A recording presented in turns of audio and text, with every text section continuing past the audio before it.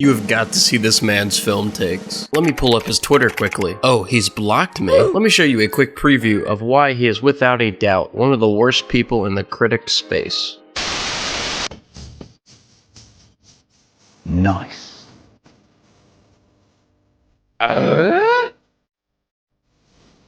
What?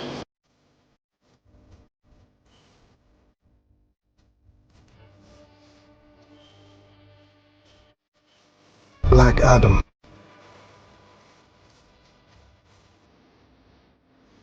I see good things about Hitler also. That is all within the last 2 years alone, by the way. I truly feel that the value of contrarianism in the criticism space is powerful. If every single person thinks some new release is fantastic, I would love to see an opposing view with substance and challenge myself to think against the grain. Keyword, substance. I don't want this video to sound like I am just mad because he thinks Transformers 2 is better than Synecdoche, New York. What I am furious about is much deeper. It is deeply unsettling to me that under the guise of contrarianism, this man is able to profit and feed his family over valueless, meaningless criticisms of a director's passion. Don't get me wrong, I love hating on a film as much as the next guy. I literally have made bad movie reviews a special on this channel. Making fun of terrible movies is what gives you appreciation on fantastic films. In this video, I just want to prove to you that this man, who is maybe somewhat knowledgeable on films, but at heart is a troll that has found a base amongst conservative circles and profits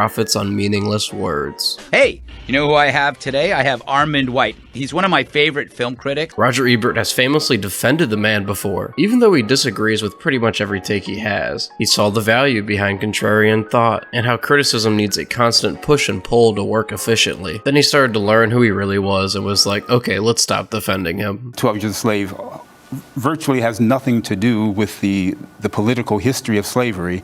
I think it's simply an example of sensationalized filmmaking that uses violence, sexuality to disturb audiences. He absolutely loves to reference other movies in his reviews to make a point. In one of his reviews, he states something that I view as objectively untenable. He claims that David Fincher is worshipping Mark Zuckerberg in The Social Network. What the fuck? This is personal for me, as The Social Network is one of my favorite films of the last 15 years. I can't think of something that is more provably false than saying Zuckerberg is portrayed in even a remotely positive light. He is claiming worship. The start of this film is him totally ignoring his current girlfriend. Must be nice. He made $300,000 in the summer. He likes meteorology. You said it was oil futures. You can read the weather, you can predict the price of heating oil. I think you asked me that because you think the final club that's easiest to get into is the one where I'll have the best chance. What? By design, he is painted as a self-absorbed asshole. He then shows him being one of the most spiteful people planet Earth has ever seen. Makes Facebook after being dumped by this woman he is an absolute dick to. Then he shows him screwing over his friend, his best friend, because he got into a club that he couldn't get into. This isn't about me getting into the Phoenix. I knew you did it! You planted that story about the chicken! You don't believe me? Why don't we ask the person being portrayed? Zuckerberg's feelings were hurt by this movie, my man. And basically they frame it as if the whole reason for making Facebook and building something was because I wanted to get girls or wanted to get into some kind of social institution. And I mean, the reality for people who know me is I've actually been dating the same girl since before I started Facebook, so obviously that's not a part of it. No one agrees with your assessment. David Fincher wouldn't agree with your assessment. Pain and Gain, the Michael Bay film about greed in America, which I thought was very timely, much better film than The Wolf of Wall Street.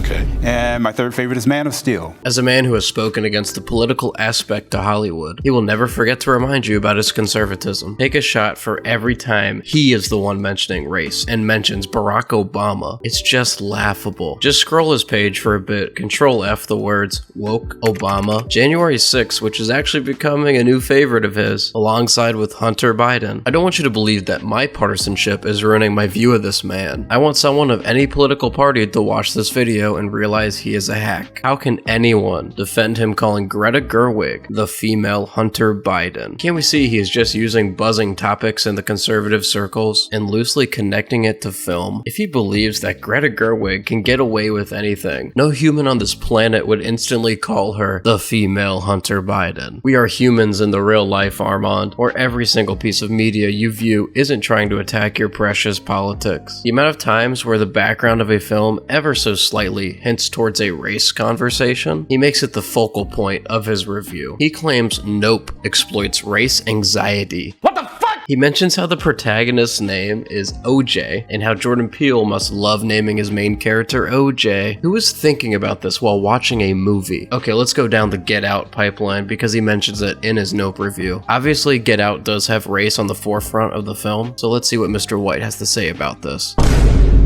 Yeah, I don't think Get Out is cautioning about interracial marriage, man. Also, come on, how can you not like the funniest joke in Get Out? By the way, I would have voted for Obama for a third term if I could. Best president in my lifetime, hands down. Look how distasteful this is, dude. Oh my god, bro. Oh, hell no, man. What the fuck, man? Yeah, here's a totally normal thing for a film reviewer to say. Every single article, man. Every single article, he throws a random line about politics. Don't believe me? Click on his most recent article and see how long it takes. Here, I'll do it with you. Okay, The Truman Show. This should be fun. CNN? Okay, maybe that's it. COVID lockdowns, big tech censorship, January 6 show trials. Who knew The Truman Show was about January 6? I'm not gonna say he wasn't always like this, but his older reviews are a little more nuanced. There are no forced political statements, it's just praise about a director he loves, Michael Bay, because he really loves Transformers 2, guys. Sad to say, the liberals command the mainstream media, so they'll be doing it more often. Yeah. They won't stop because they're vengeful.